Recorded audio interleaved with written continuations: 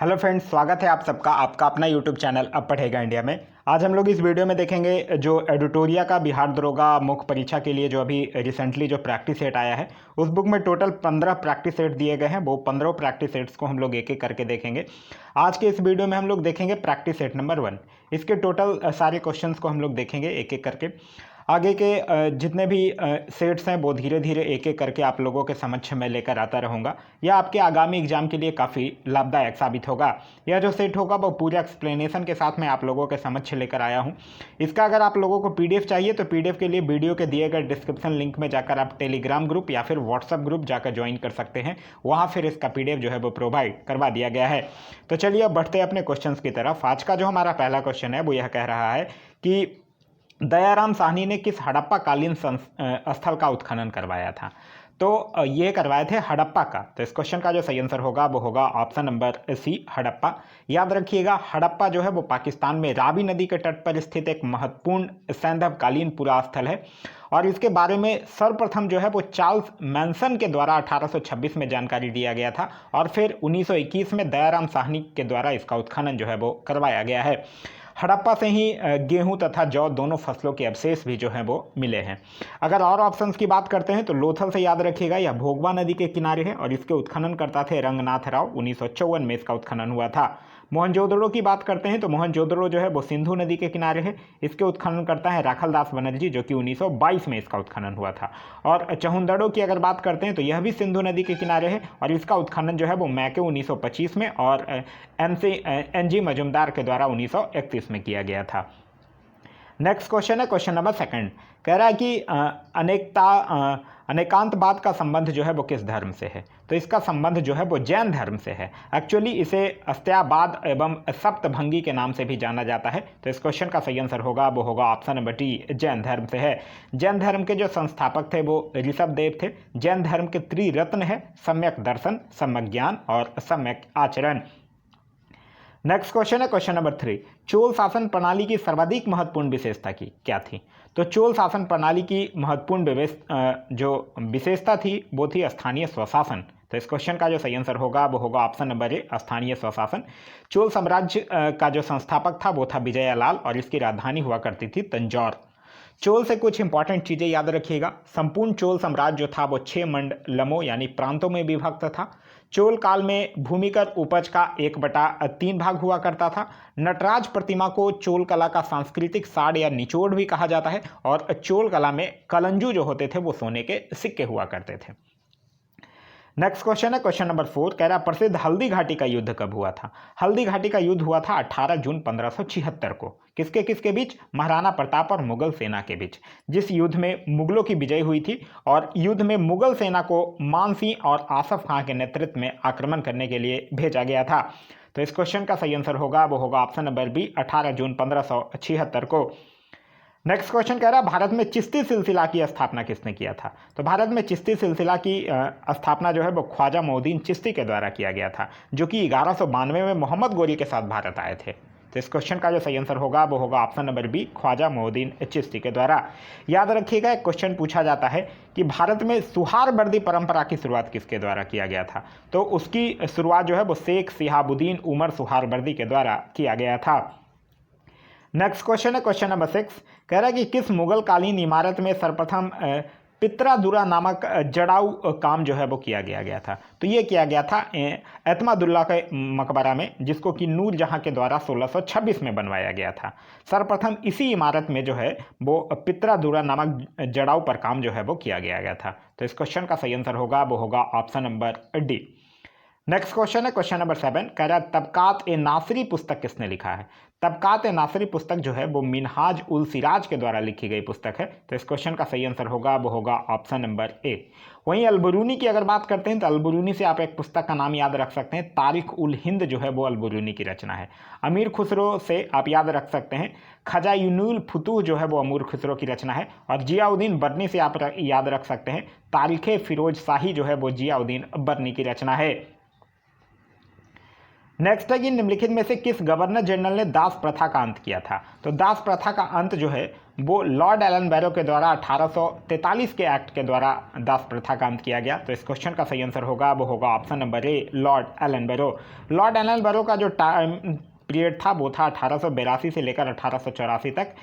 इसी के समय में प्रथम ओंग्ल अफगान युद्ध भी समाप्त हुआ था और सिंध को अगस्त 1843 में पूर्ण रूप से ब्रिटिश साम्राज्य में भी मिला लिया गया था।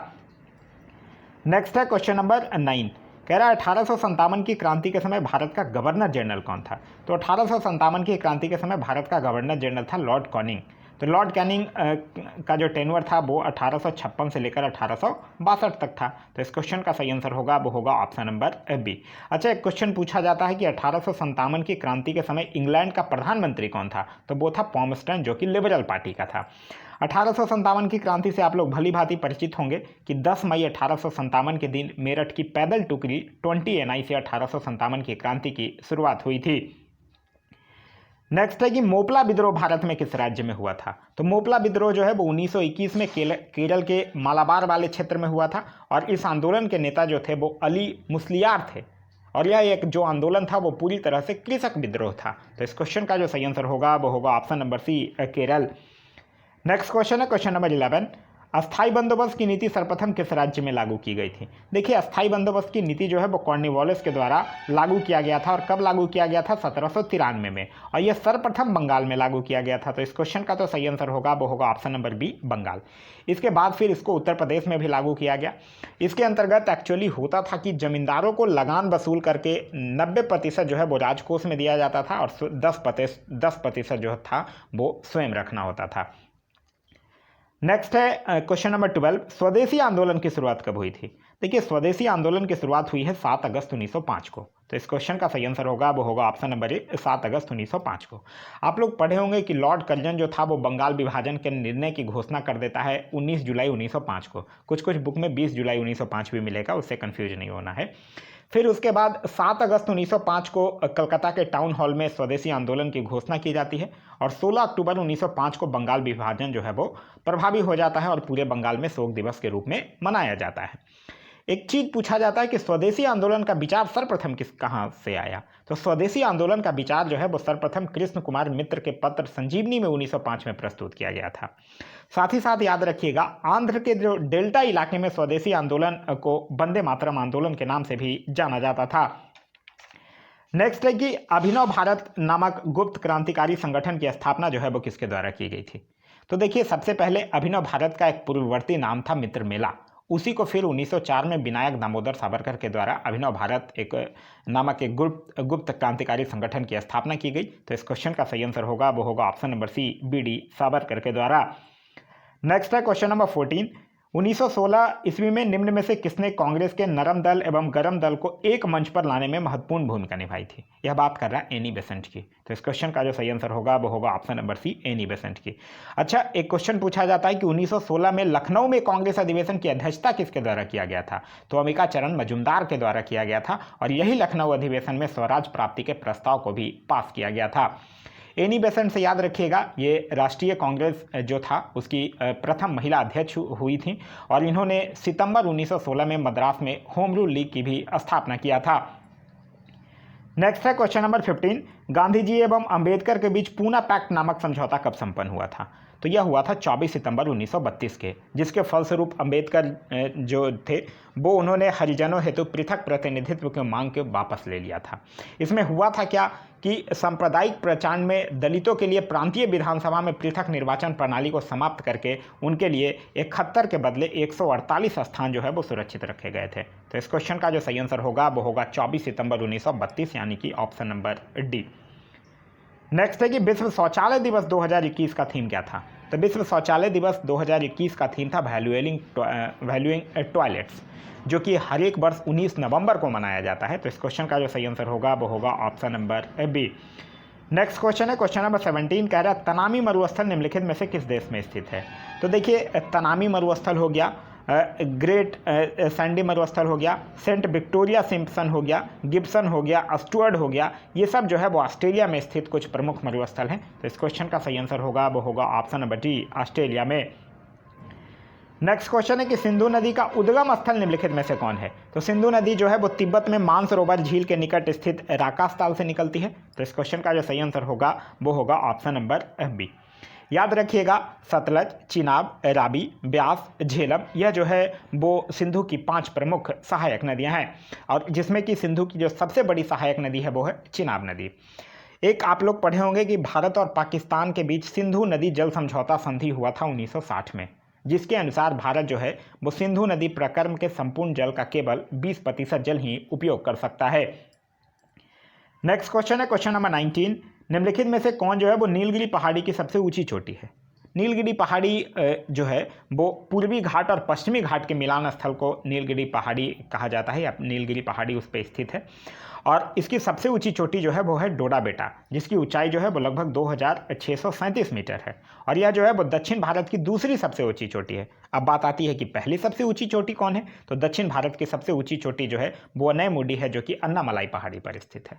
तो इस क्वेश्चन का सही आंसर होगा वो होगा ऑप्शन नंबर सी, डोडा बेटा। नेक्स्ट है कि उत्तर भारत के मैदानी भागों में शीत ऋतु में वर्षा जो है वो किस कारण से होता है।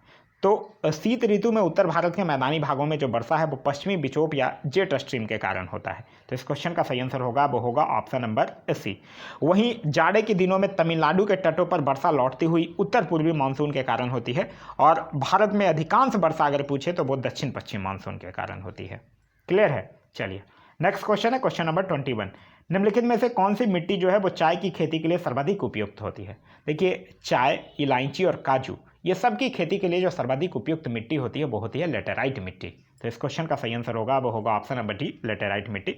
लेटेराइट मिट्टी में याद रखिएगा, इसमें आयरन और सिलिका की अधिकता पाई जाती है, और इस मिट्टी का निर्माण जो है वो मानसूनी जलवायु की आर्द्रता एवं शुष्कता के क्रमिक परिवर्तन के परिणाम स्वरूप उत्पन्न विशिष्ट परिस्थितियों में होता है। नेक्स्ट क्वेश्चन है क्वेश्चन नंबर 22, कह रहा है भारत में सर्वाधिक ग्रामीण जनसंख्या प्रतिशत वाला राज्य कौन सा है। देखिए, 2011 की जनगणना की अगर बात करते हैं तो भारत में सर्वाधिक ग्रामीण जनसंख्या प्रतिशत वाला राज्य जो है वो हिमाचल प्रदेश है। तो इस क्वेश्चन का सही आंसर होगा वो होगा ऑप्शन नंबर ए, हिमाचल प्रदेश। अच्छा, अब बताइए कि भारत का सर्वाधिक नगरीय जनसंख्या प्रतिशत वाला राज्य कौन है, तो वो है गोवा। नेक्स्ट है कि किबुल लामजाओ राष्ट्रीय उद्यान जो है वो किस राज्य में स्थित है, तो यह मणिपुर में स्थित है। तो इस क्वेश्चन का सही आंसर होगा वो होगा ऑप्शन नंबर डी, मणिपुर में स्थित है। देखिए, जितने भी बिहार दरोगा मेंस के जो आप लोग स्टूडेंट हैं जो एग्जाम देने जा रहे हैं, उनसे एक चीज़ मैं ज़रूर कहूँगा कि बीपीएससी का जो प्रीवियस ईयर का क्वेश्चन है, बीपीएससी में जो क्वेश्चन प्रीवियस ईयर में पूछा गया है, वो सारे क्वेश्चन को आप लोग पढ़ के जाइएगा एकदम ज़रूर से ज़रूर। उसका आप लोग या तो उसको बुक से पढ़ सकते हैं, या फिर आप प्लेलिस्ट में जाइए, वहाँ घटना चक्र का पूरा subject by subject previous year question का एक्सप्लेनेशन के साथ वीडियो अवेलेबल है, वहाँ से भी जाकर आप देख सकते हैं। जो भी आपको कंफर्टेबल लगे, कहीं से भी पढ़ना है लेकिन पढ़ के जाना है उसको। नेक्स्ट क्वेश्चन कह रहा है कि सरहिंद नहर परियोजना जो है वो किस राज्य में स्थित है। तो सरहिंद नहर परियोजना जो है वो पंजाब राज्य में सतलज नदी पर स्थित है। तो इस क्वेश्चन का जो सही आंसर होगा वो होगा ऑप्शन नंबर सी, पंजाब में। नेक्स्ट है कि निम्नलिखित में से किस राज्य को धान का डलिया कहा जाता है। देखिए, एक्चुअली अगर चावल की बात करते हैं तो चावल का उत्पादन सबसे ज़्यादा चीन में होता है, और भारत में अगर देखा जाए तो पश्चिम बंगाल में होता है, लेकिन छत्तीसगढ़ को धान की डलिया कहा जाता है। तो इस क्वेश्चन का सही आंसर होगा वो होगा ऑप्शन नंबर सी, छत्तीसगढ़। आगे है कि निम्नलिखित में से कौन सा जीवाणु जो है वो मिट्टी में स्वतंत्र रूप से रहते हुए नाइट्रोजन को नाइट्रेट में परिवर्तित कर देते हैं। क्वेश्चन पूछ रहा है स्वतंत्र रूप से रहते हुए, सही आंसर जो होगा वो होगा ऑप्शन नंबर बी, क्लोरोबियम। देखिए, जो एजोटोबैक्टर, क्लोस्ट्रियम और क्लोरोबियम, ये जो इन लोगों के जैसे जो जीवाणु है वो मिट्टी में स्वतंत्र रूप से रहते हुए नाइट्रोजन को नाइट्राइट में बदल देते हैं। वहीं अगर बात करते हैं रिबुलेरिया और साइटोनोमा जो होता है, वो नाइट्रोजन स्थितिकरण करने वाले नील रहित शैवाल हैं, और राइजोबियम लेगुमिनसेरम जो होता है वो फलीदार पौधे की जड़ों की गांठ में पाया जाने वाला बैक्टीरिया है, जो कि नाइट्रोजन स्थितिकरण भी करता है। तो इस क्वेश्चन का जो सही आंसर होगा वो होगा ऑप्शन नंबर बी। नेक्स्ट है कि नंदा देवी बायोस्फीयर रिजर्व जो है वो किस राज्य में है। तो Nanda Devi biosphere reserve, Corbett राष्ट्रीय उद्यान, राजाजी वैली ऑफ फ्लावर्स, ये सब जो है वो उत्तराखंड में स्थित है। तो इस क्वेश्चन का सही आंसर होगा वो होगा option number B, Uttarakhand. Next है कि मॉन्ट्रियल प्रोटोकॉल का संबंध किससे है। तो यह बात है 1987 की, जब कनाडा के मॉन्ट्रियल शहर में ओजोन परत संरक्षण के उद्देश्य से एक सम्मेलन आयोजित किया गया था, जिसको कि मॉन्ट्रियल सम्मेलन के नाम से जाना जाता है। तो इस क्वेश्चन का सही आंसर होगा वो होगा ऑप्शन नंबर ए, ओजोन परत। एक क्वेश्चन पूछा जाता है ओजोन परत संरक्षण दिवस कब मनाया जाता है, तो वो मनाया जाता है 16 सितंबर को।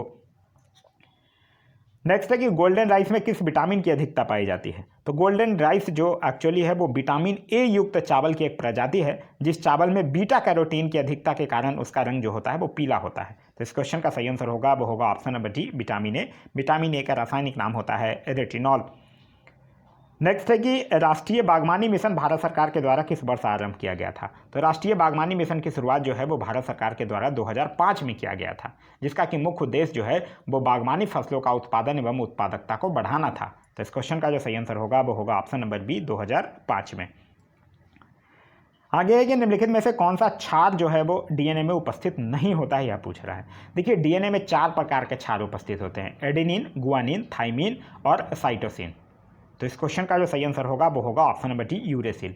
यूरेसिल जो होता है ये आरएनए में पाया जाता है। आरएनए में जो नाइट्रोजन बेस होता है वो थाइमिन की जगह यूरेसिल ही करता है।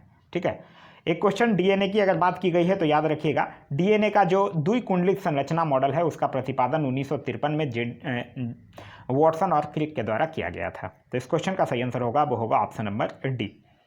नेक्स्ट है क्वेश्चन नंबर 32, कवक में किस रूप में भोजन संचित होता है। तो कवक में संचित भोजन जो होता है वो ग्लाइकोजेन के रूप में होता है। तो इस क्वेश्चन का सही आंसर होगा वो होगा ऑप्शन नंबर सी, ग्लाइकोजेन। कवकों के अध्ययन को माइकोलॉजी कहा जाता है। कवक की जो कोशिका भित्ति होती है वो काइटिन की बनी होती है, और हम जो ह्यूमन बींग्स होते हैं, जो मानव होते हैं, उनमें दम्मा, खाज, दाद, एथलीट फुट, ये सब जो बीमारियाँ होती हैं वो कवक के कारण ही होती हैं। तो इस क्वेश्चन का सही आंसर होगा वो होगा option number C, glycogen. Next है कि रैबिडोवायरस द्वारा होने वाली बीमारी की पहचान करें। तो रैबिडोवायरस के द्वारा जो बीमारी होती है वो होता है रैबीज। तो इस क्वेश्चन का सही आंसर होगा वो होगा option number D, rabies. Influenza की अगर बात करते हैं तो ये जो होता है वो मिक्सो वायरस के कारण होता है। खसरा की अगर बात कर लीजिएगा तो मोवेरली वायरस के कारण होता है, और डेंगू ज्वर की बात कीजिएगा तो अरबो वायरस के कारण होता है। आगे है कि किस ग्रंथि से निकलने वाले हार्मोन को लड़ो एवं उड़ो हार्मोन कहा जाता है। तो लड़ो एवं उड़ो हार्मोन जो होता है वो एक्चुअली एड्रेनलिन हार्मोन को कहा जाता है, जो कि एड्रिनल ग्रंथि के मेडुला भाग के द्वारा स्रावित होता है। तो इस क्वेश्चन का सही आंसर होगा वो होगा ऑप्शन नंबर बी, अधिवृक्क ग्रंथि।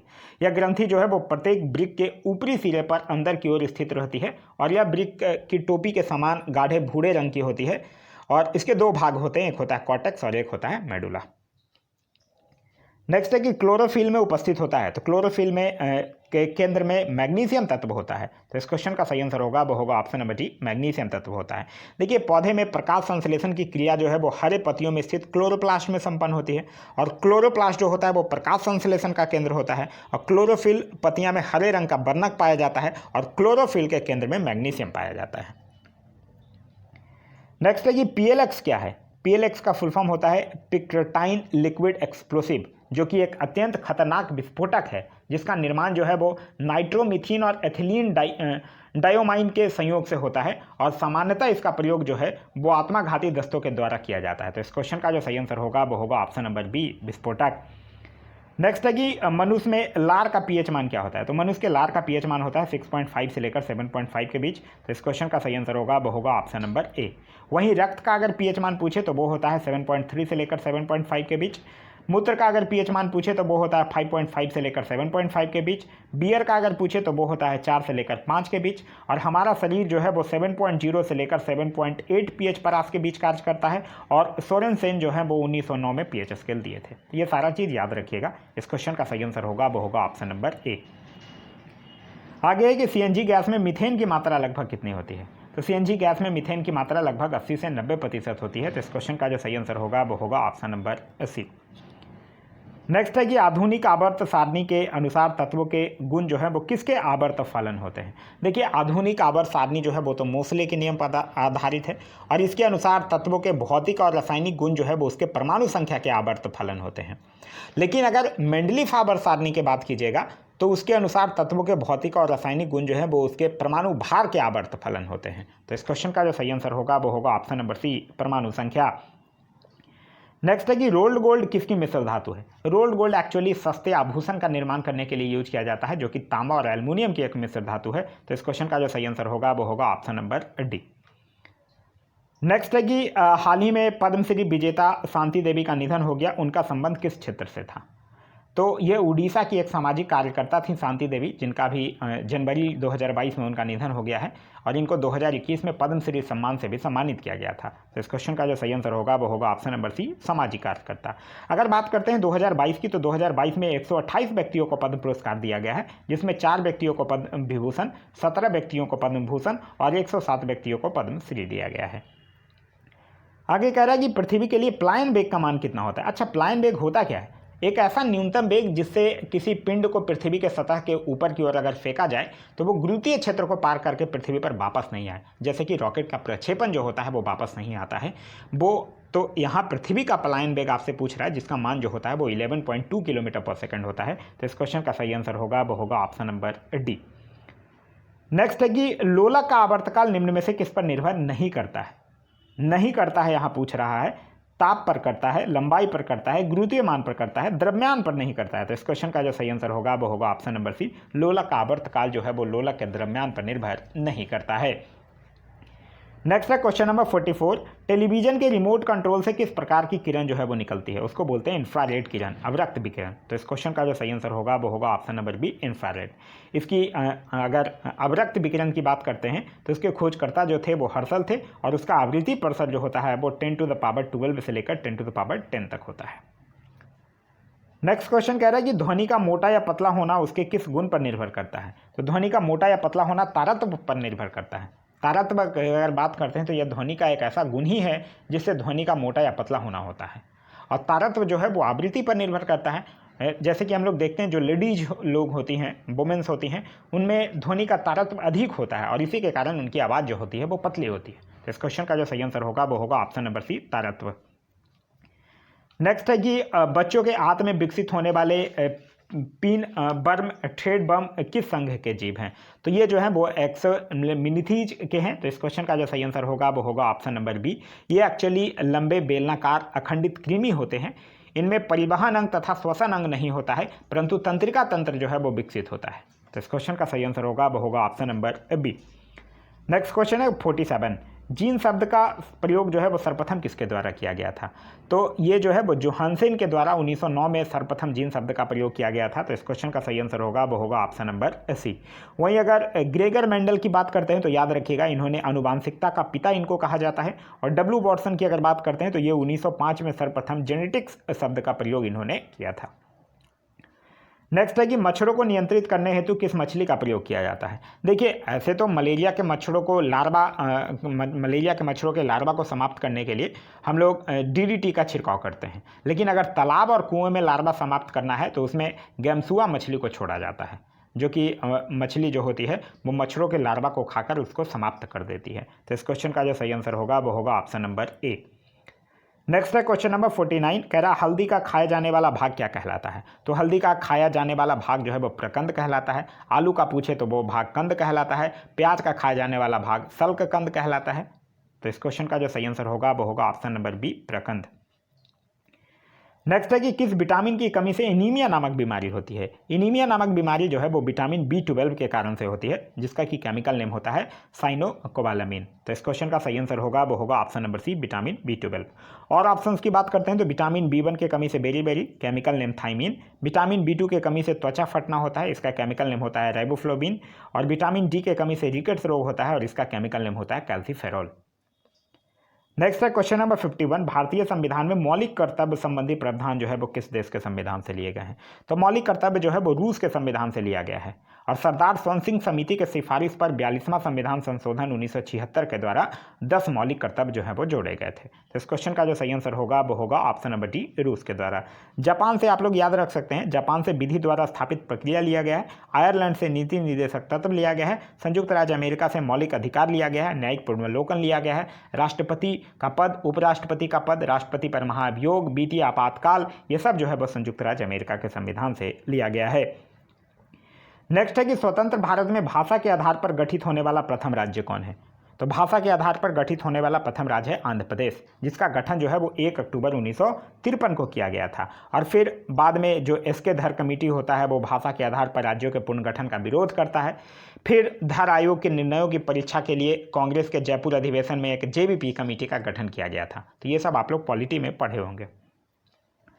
नेक्स्ट क्वेश्चन है क्वेश्चन नंबर 53, कह रहा है प्राण एवं दैहिक स्वतंत्रता का संरक्षण संबंधी प्रावधान भारतीय संविधान के किस अनुच्छेद में है? तो यह है अनुच्छेद 21 में। तो इस क्वेश्चन का सही आंसर होगा वो होगा ऑप्शन नंबर सी, अनुच्छेद 21। अनुच्छेद 17 की अगर बात करते हैं तो इसमें अस्पृश्यता का अंत है। अनुच्छेद 32 में संवैधानिक उपचारों का अधिकार है और अनुच्छेद 20 में अपराधों के लिए दोष सिद्धि के संबंध में संरक्षण है।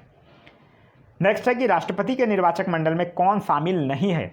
लोकसभा के निर्वाचित सदस्य ये तो शामिल हैं, विधानसभाओं के निर्वाचित सदस्य ये भी शामिल हैं, राज्यसभा के निर्वाचित सदस्य ये भी शामिल हैं, विधान परिषद के सदस्य ये शामिल नहीं हैं।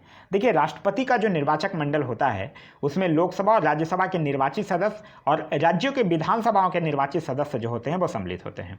राज्य विधान परिषद के सदस्य जो हैं वो इसमें सम्मिलित नहीं होते हैं। और जो 3 संघ राज्य क्षेत्र है, दिल्ली, जम्मू कश्मीर और पुडुचेरी, इसके विधानसभा के सदस्य भी राष्ट्रपति के निर्वाचक मंडल में शामिल हैं।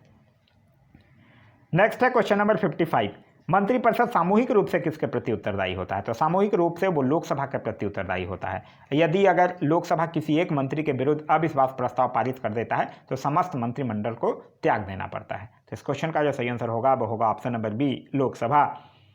नेक्स्ट है क्वेश्चन नंबर 56, पुस्तक the Modi gambit decoding Modi 2.0 के लेखक कौन है?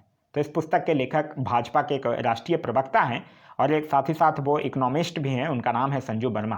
तो इस क्वेश्चन का जो सही आंसर होगा वो होगा option number D, Sanju Verma. इस पुस्तक में उन्होंने मोदी सरकार के जो दूसरे कार्यकाल है उसी के उपलब्धियों का वर्णन किया है। नेक्स्ट है कि भारत के महान्यायवादी का कार्यकाल कितने वर्षों का होता है? महान्यायवादी का कार्यकाल वो राष्ट्रपति के प्रसाद पर्यटन अपने पद पर बना रहता है। तो इस क्वेश्चन का सही आंसर होगा वो होगा ऑप्शन नंबर डी। महान्यायवादी जो होता है वो भारत सरकार का सर्वोच्च विधि अधिकारी होता है। हमारे संविधान के अनुच्छेद 76 में महान्यायवादी के पद का प्रावधान जो है वो किया गया है। इसकी नियुक्ति जो है वो राष्ट्रपति के द्वारा किया जाता है और यह राष्ट्रपति के प्रसाद पर्यटन ही पद भी धारण करता है। यह जो होता है वो संसद का सदस्य नहीं होता है, लेकिन फिर भी संसद या उसकी किसी भी समितियों में बोल सकता है, लेकिन मत देने का अधिकार इसको नहीं दिया गया है। नेक्स्ट क्वेश्चन है क्वेश्चन नंबर 58, सर्वोच्च न्यायालय के संबंध में कौन सा कथन असत्य है यह पूछ रहा है आपसे। उच्चतम न्यायालय के गठन संबंधी प्रावधान अनुच्छेद 124 में दिए गए हैं, ये बिल्कुल सही है। उच्चतम न्यायालय के न्यायाधीश बनने हेतु न्यूनतम उम्र 35 वर्ष होनी चाहिए, ये गलत है, क्योंकि उच्चतम न्यायालय का न्यायाधीश बनने हेतु कोई न्यूनतम उम्र सीमा है ही नहीं। एक बार भले वो नियुक्त हो जाते हैं उसके बाद 65 वर्ष की आयु में वो अवकाश ग्रहण कर लेंगे, लेकिन न्यूनतम उम्र सीमा कोई निर्धारित नहीं किया गया है। और फिर या तो उच्चतम न्यायालय के न्यायाधीश को साबित कदाचार तथा असमर्थता के आधार पर संसद के प्रत्येक सदन में विशेष बहुमत से पारित समावेदन के आधार पर राष्ट्रपति के द्वारा उनको हटाया जा सकता है। नेक्स्ट क्वेश्चन है क्वेश्चन नंबर 59, विधान परिषद के कितने सदस्यों को राज्यपाल मनोनीत करते हैं? देखिए, विधान परिषद के कुल सदस्यों का 1/3 जो होगा सदस्य वो स्थानीय स्वशासी संस्थाओं के द्वारा होता है। 1/3 सदस्य जो होता है वो विधानसभा सदस्यों के द्वारा होता है। 1/12 सदस्य जो होता है वो स्नातकों के द्वारा निर्वाचित होते हैं और 1/6 सदस्य जो होता है वो राज्यपाल के द्वारा मनोनीत किए जाते हैं। तो इस क्वेश्चन का जो सही आंसर होगा वो होगा ऑप्शन नंबर बी, 1/6। याद रखिएगा, किसी राज्य में विधान परिषद की स्थापना और समाप्ति का प्रावधान जो है वो अनुच्छेद 169 में दिया गया है। नेक्स्ट है क्वेश्चन नंबर 60, कह रहा है निम्नलिखित में से कौन वरीयता क्रम में सबसे पहले आता है? अगर ऑप्शंस के अकॉर्डिंग देखिएगा तो सबसे पहले आएगा राज्यपाल, फिर भारत के मुख्य न्यायाधीश, फिर मुख्यमंत्री, फिर मुख्य निर्वाचन आयोग। तो इस क्वेश्चन का जो सही आंसर होगा वो होगा ऑप्शन नंबर ए, राज्यपाल।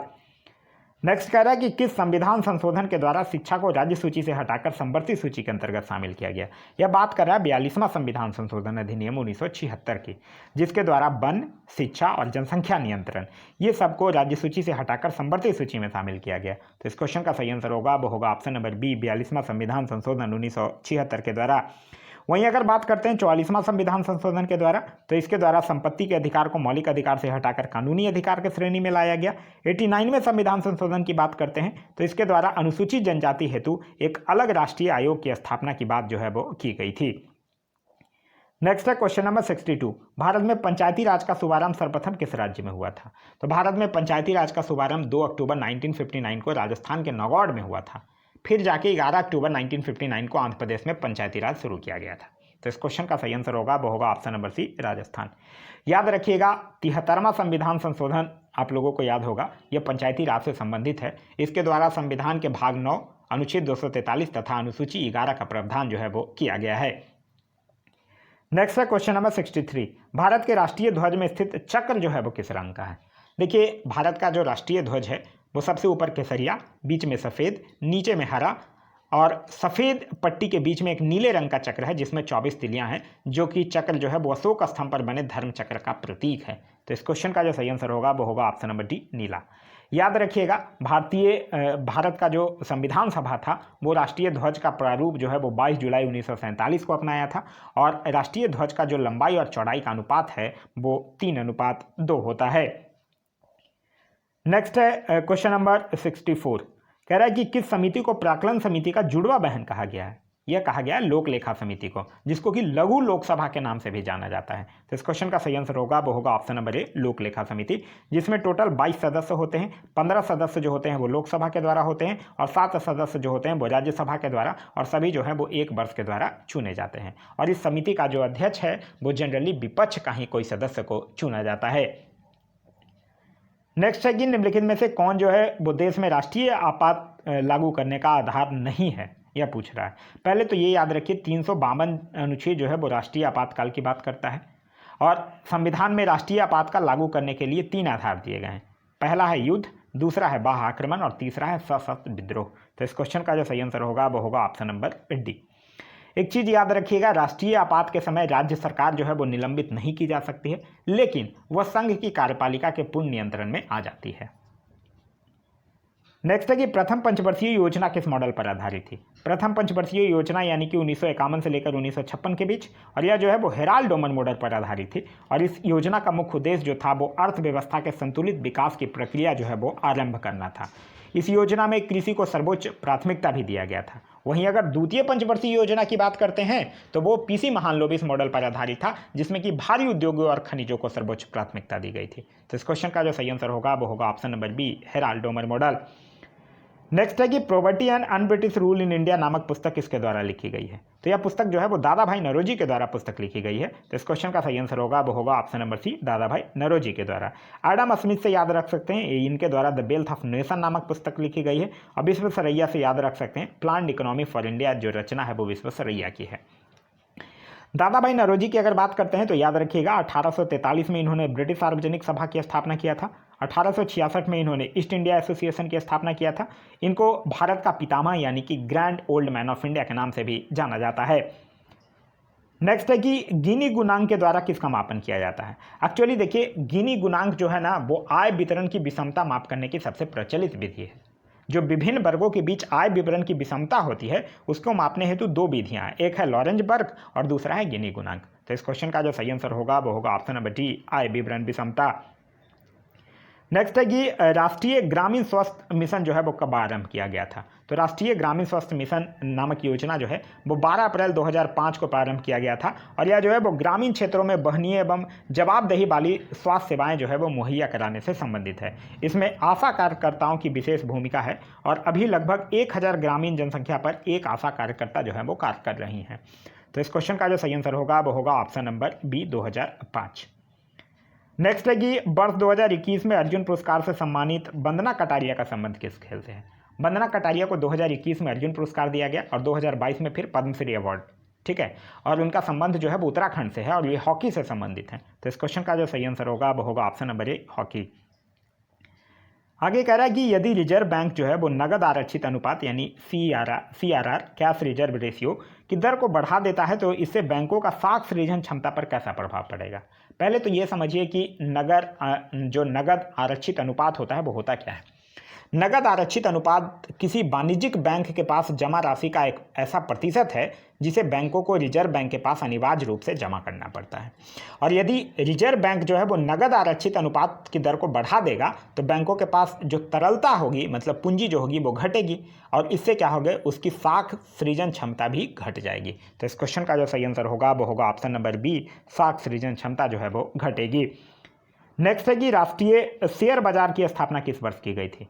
तो शेयर बाजार की स्थापना जो है वो फेरवानी समिति की सिफारिश पर 1992 में किया गया था, जिसका मुख्यालय जो है वो दक्षिणी मुंबई में बर्ली में है। तो इस क्वेश्चन का जो सही आंसर होगा वो होगा ऑप्शन नंबर डी, 1992 में।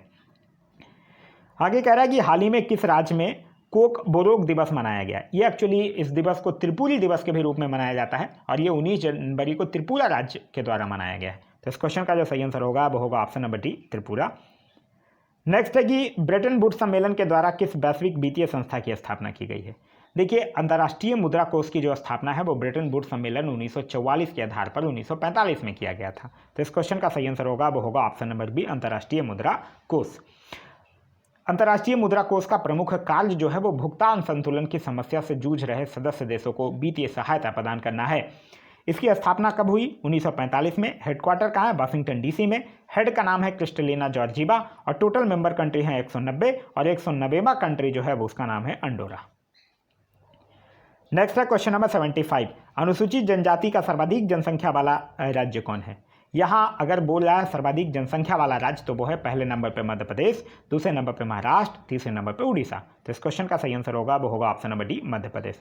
अच्छा, अगर आपसे पूछ ले कि अनुसूचित जनजाति की सर्वाधिक प्रतिशतता वाला राज्य कौन है, तो प्रतिशतता वाला राज्य अगर पूछेगा तब आपका आंसर हो जाएगा मिजोरम। नेक्स्ट है कि विश्व पर्यावरण दिवस किस तिथि को मनाया जाता है? तो पर्यावरण दिवस जो है वो 5 जून को मनाया जाता है। इस बार तो अभी 5 जून आया नहीं है। पिछले बार 2021 में इसका थीम जो था वो था री इमेजिन, रिक्रिएट एंड रीस्टोर। ठीक है। वहीं अगर बात करते हैं 21 जून को, तो 21 जून को अंतर्राष्ट्रीय योग दिवस, 24 मार्च को विश्व टीबी दिवस और 15 सितंबर को इंजीनियर्स डे यानी कि अभियंता दिवस मनाया जाता है। नेक्स्ट है कि रेड क्रॉस की स्थापना किसके द्वारा की गई थी? तो रेड क्रॉस की स्थापना जो है वो 1863 में हेनरी ड्यूनेट के द्वारा जेनेवा में किया गया था और 8 मई को रेड क्रॉस दिवस मनाया जाता है। रेड क्रॉस का मेन उद्देश्य जो था वो युद्ध के समय चिकित्सा राहत प्रदान करना था। तो इस क्वेश्चन का जो सही आंसर होगा वो होगा option number B, Henry Dunant. Next है कि विश्व का सर्वाधिक आबादी वाला नगर कौन है? तो विश्व का सर्वाधिक आबादी वाला शहर जो है वो जापान का टोक्यो शहर है। वहीं अगर भारत का पूछे तो भारत का सर्वाधिक आबादी वाला नगर जो है वो मुंबई है। तो इस क्वेश्चन का जो सही आंसर होगा वो होगा option number D, Tokyo. Next question है क्वेश्चन नंबर 79। कह रहा है कि भारतीय राष्ट्रीय कांग्रेस की प्रथम महिला अध्यक्ष कौन थी? प्रथम महिला अध्यक्ष पूछ रहा, भारतीय नहीं पूछ रहा। तो भारत की प्रथम महिला कांग्रेस अध्यक्ष थी एनी बेसेंट। तो इस क्वेश्चन का सही आंसर होगा वो होगा ऑप्शन नंबर ए, एनी बेसेंट। इनको 1917 का कलकत्ता अधिवेशन का अध्यक्ष बनाया गया था। इनसे 2 पत्रिकाएं के भी नाम याद रखिएगा, एक है कॉमन बिल और एक है न्यू इंडिया। अगर पूछ ले कि भारत की प्रथम भारतीय महिला कांग्रेस अध्यक्ष, तब थी सरोजनी नायडू, जो कि भारत की प्रथम महिला राज्यपाल भी थी। प्रथम महिला मुख्यमंत्री पूछेगा तब सुचिता कृपलानी और संयुक्त राष्ट्र की प्रथम भारतीय महिला राजदूत पूछेगा तो विजया लक्ष्मी पंडित। नेक्स्ट क्वेश्चन है क्वेश्चन नंबर 80। कह रहा है रेड क्लिफ रेखा किन 2 देशों की सीमा निर्धारित करती है? तो यह भारत और पाकिस्तान के बीच। तो इस क्वेश्चन का सही आंसर होगा वो होगा ऑप्शन नंबर बी, भारत और पाकिस्तान के बीच। वहीं अगर बात करते हैं पाकिस्तान और अफगानिस्तान के बीच, तब याद रख सकते हैं डुरंड रेखा और भारत और चीन के बीच याद रख सकते हैं मैकमोहन रेखा। इसके आगे मैथ्स का क्वेश्चन है। मैथ्स का क्वेश्चन का 80 से लेकर 100 तक मैथ्स का क्वेश्चन है। इसका सॉल्यूशन जो है वो पीडीएफ के लास्ट में मैं अटैच कर दिया हूँ एक्सप्लेनेशन के साथ, तो वहाँ से जाकर आप देख सकते हैं। पीडीएफ के लिए मैं आप लोगों को बता ही दिया हूँ कि वीडियो के डिस्क्रिप्शन में लिंक दिया गया है टेलीग्राम ग्रुप का और व्हाट्सएप ग्रुप का, या फिर आप टेलीग्राम में जाकर सर्च कर सकते हैं या पढ़ेगा इंडिया, वहाँ जो ग्रुप आएगा उसको ज्वाइन कर लीजिए, वहाँ इसका पीडीएफ जो है वो प्रोवाइड करवा दिया गया है। तो यह था हमारा आज का वीडियो। आज का वीडियो आप लोगों को कैसा लगा कमेंट करके जरूर बताइएगा। मैं आप लोगों के लिए इतना मेहनत कर रहा हूँ, आप लोग एटलीस्ट 1 सेकंड तो टाइम निकाल के कमेंट कर ही सकते हैं। तो कमेंट करके जरूर बताइए कि आप लोगों को वीडियो कैसा लग रहा है। वीडियो से कुछ सीखने के लिए मिला तो एक लाइक जरूर कर दीजिए। अभी तक आप इस चैनल पर नए हैं या चैनल को सब्सक्राइब नहीं किए हैं तो चैनल को सब्सक्राइब कर लीजिए और साथ ही साथ बेल आइकन दबा लीजिए ताकि हमारे सारे वीडियो के नोटिफिकेशन जो है वो आपको मिलते रहें। Thanks for watching.